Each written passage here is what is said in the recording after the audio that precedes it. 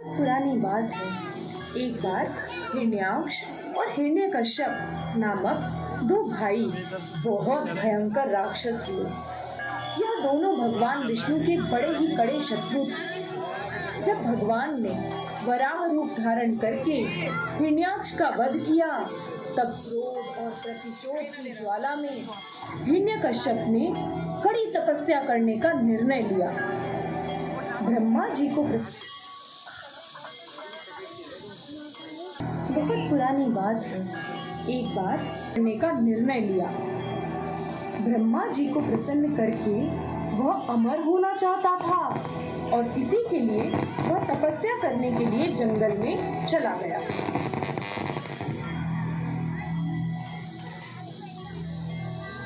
वहीं महल में उसकी रानी कयाधु उसके पुत्र के साथ गर्भवती थी। सभी देवताओं ने सोचा कि उसका पुत्र भी उसी की भांति भयंकर राक्षस होगा और इसी के भय से उन्होंने कयाधु और उसके पुत्र को मार डालने का निश्चय किया। देवराज इंद्र सहित सभी देवता हिरण्यकश्यप की महल की ओर बढ़े। तभी नारद मुनि वहां प्रकट हुए। हे स्वर्ग के देवताओं, यह क्या अनर्थ करने जा रहे हो? हिरण्यकश्यप और कयाधु का यह पुत्र कोई राक्षस नहीं, अपितु बहुत ही बड़ा विष्णु भक्त बनेगा। इसलिए अब इसे मारने का विचार अपने मन से निकाल दो और स्वर्ग लोक को प्रस्थान करो। यह कहकर नारद मुनि उस गर्भवती कयाधु को अपने आश्रम में आसरा देते हैं और उसे भगवत कथा भी सुनाते हैं। ठाकुर जी की कथा और आत्म साक्षात्कार का ज्ञान नारद मुनि उसे निरंतर प्रदान करते हैं। परंतु कयाधु कभी तो ध्यान से सुनती है और कभी उसे नींद आ जाती है, परंतु उसके अंदर जो बालक है वह सब कुछ सुनता और समझता है। नारद मुनि जैसे एक शुद्ध भक्त का संग पाकर वह बालक कृष्ण प्रेम भक्ति को अनायास ही प्राप्त कर लेता है। इसी तरह समय आने पर कयाधु एक नन्हे कृष्ण भक्त को जन्म देती है। आइए अब हम देखते हैं कि इसके जो पिता हैं हिरण्यकश्यप, जो जंगल गए थे ना तपस्या करने के लिए, उनका क्या हाल है। ब्रह्मदेव की तपस्या करने में उसने कई वर्ष बिता दिए तथा धूप, सर्दी, गर्मी, वर्षा हर ऋतु में वह तप करता रहा। तपस्या करते करते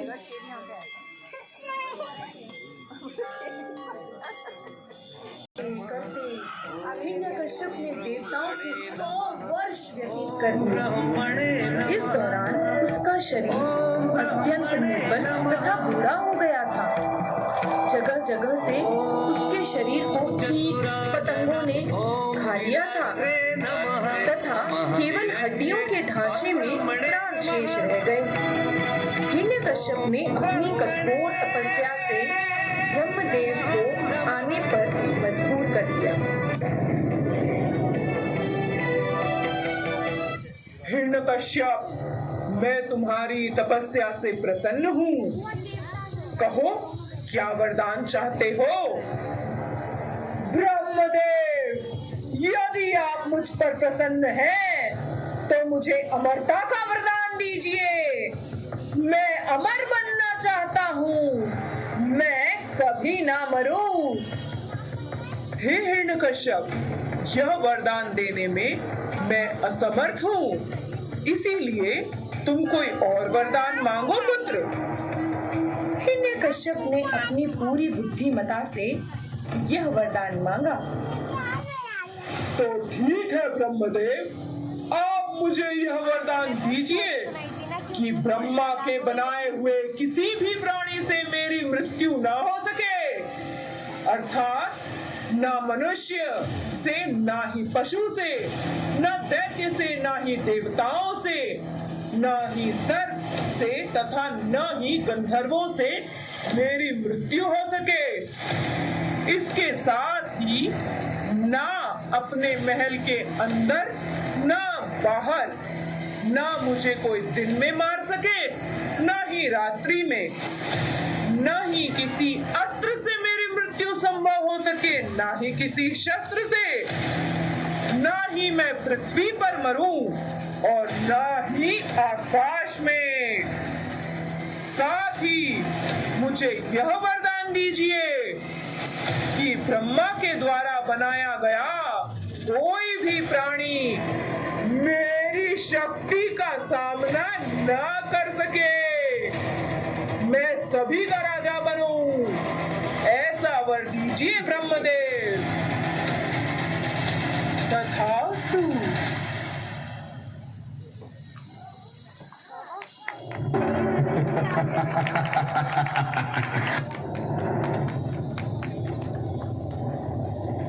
ब्रह्मदेव से इस वरदान को पाकर वह महाबलशाली हो गया और पूरी पृथ्वी पर हाहाकार मचा दिया।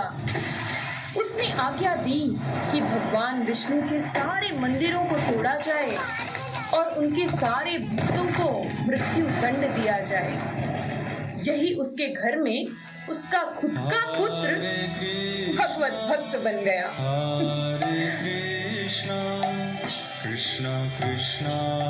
एक दिन वह अपने पुत्र को गोद में बैठाकर हिरण्यकश्यप ने पूछा, पुत्र कहो, पूरे संसार का भगवान कौन है?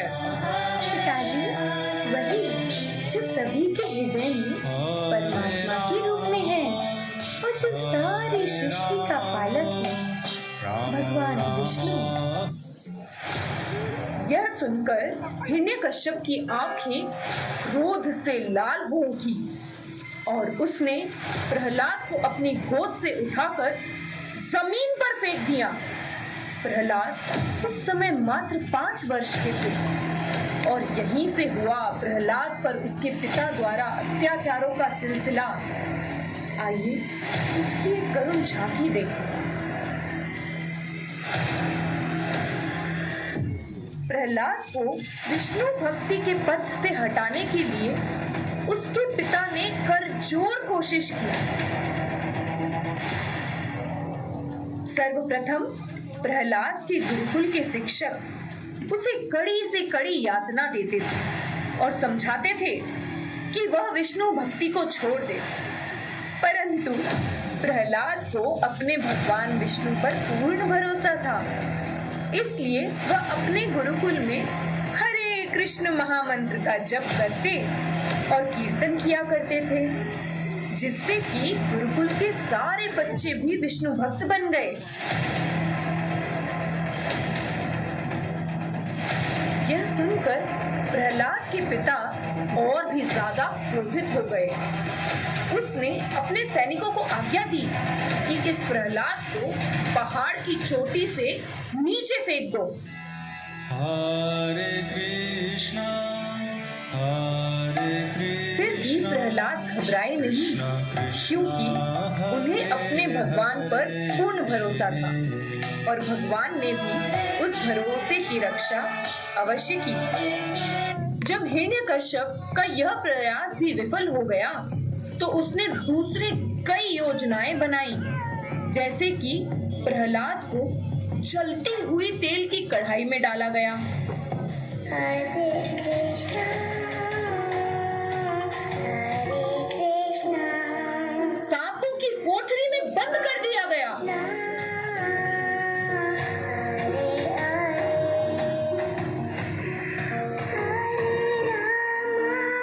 कई दिन तक भोजन नहीं दिया, सर्दी गर्मी बरसात के मौसम में घर से बाहर ही रखा गया।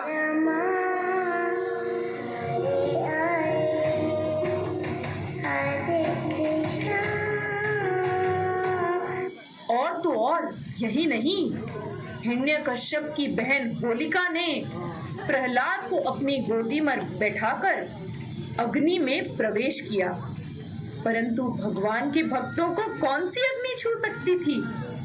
इसलिए ब्रह्मदेव का दिया हुआ वरदान भी होलिका के लिए विफल रहा। वह खुद वरदान को गलत तरीके से प्रयोग करने के कारण खुद ही उस अग्नि में भस्म हो गई।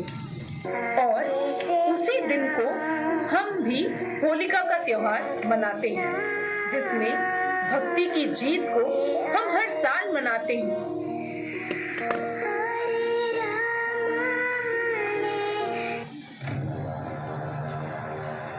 और उसके यह सारे के सारे प्रयास विफल हुए, तो उसने सोचा कि अब वह स्वयं ही अपने हाथों से अपने पुत्र का वध करेगा।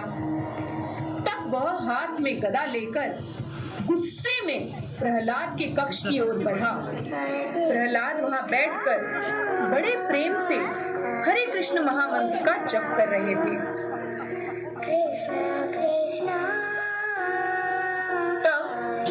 कश्यप ने प्रहलाद से पूछा, तू क्यों इतना विष्णु विष्णु करता है? आखिर कहाँ है तेरा भगवान?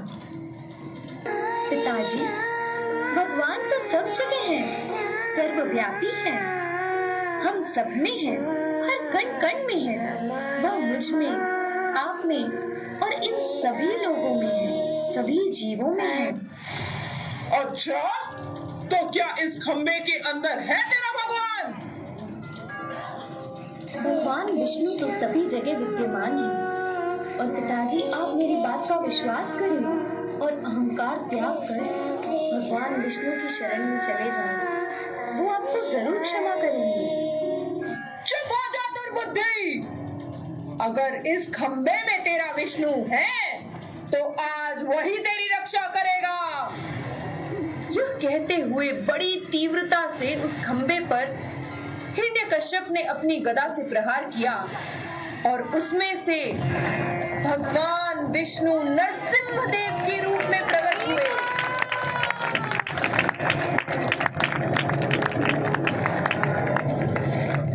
उनकी शोभा देखते ही बनती थी।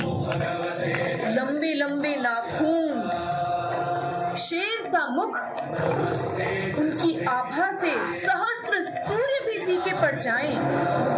सभी राक्षसों को वह काल के रूप में नजर आते थे और भक्तों को भगवान अभी भी सौम्य ही लगते थे।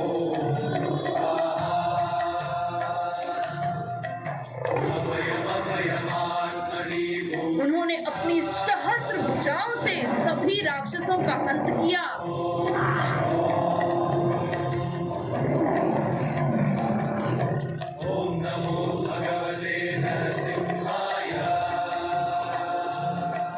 और हिरण्यकश्यप के साथ द्वंद्व युद्ध किया, जिसके परिणाम स्वरूप उन्होंने हिरण्यकश्यप को अपनी गोद में लेटाकर अपने नखों से उसका वक्ष स्थल चीरकर सारी पृथ्वी का उद्धार किया।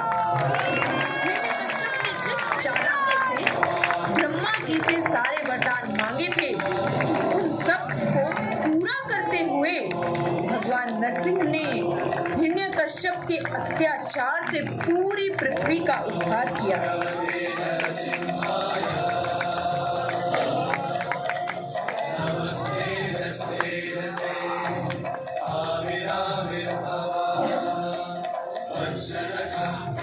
तो मित्रों, जोर से बोलो, भक्तवत्सल नरसिंहदेव की जय, भक्तराज प्रहलाद महाराज की जय, जगत गुरु श्रील प्रभुपाद की जय, निताय गौर प्रेमानंदे।